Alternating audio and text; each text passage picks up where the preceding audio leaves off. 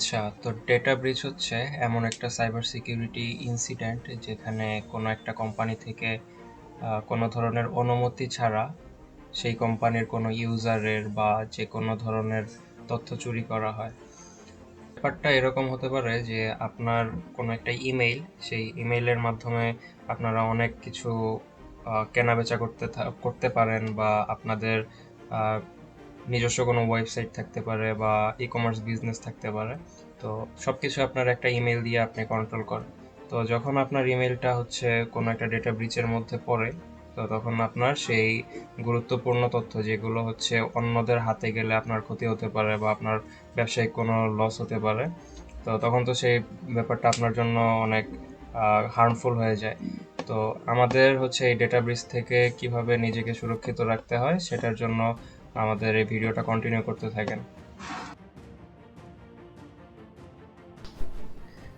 আচ্ছা, কোনো ডেটা ব্রিচের মধ্যে আপনার ইমেল থেকে কোনো ডেটা লিক হয়েছে কিনা সেটা দেখার জন্য আপনারা গুগলে সার্চ করবেন হ্যাভ আই বিন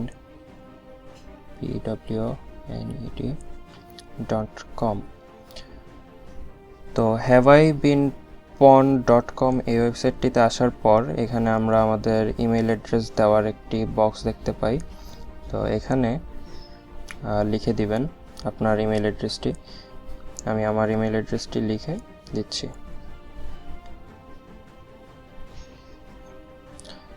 এরপর সাইডে যে পন্ড লেখা বাটনটি আছে সেখানে আমি ক্লিক করে দিলাম।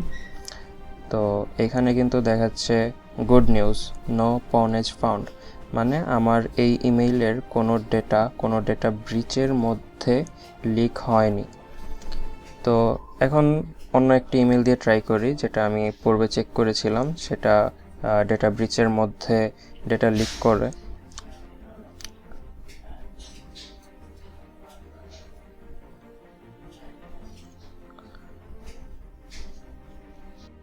তো এখানে দেখতে পাচ্ছেন দেখাচ্ছে ওহ নো পন্ড, মানে এই ইমেইলের বেশ কিছু ডেটা কোনো ধরনের ডেটা ব্রিচের মধ্যে লিক হয়েছে।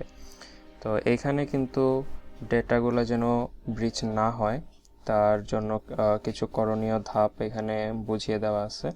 তো আপনারা সেগুলো ফলো করতে পারেন, আর এভাবে আপনারা অনলাইনে নিজেদেরকে সুরক্ষিত রাখতে পারেন। ধন্যবাদ।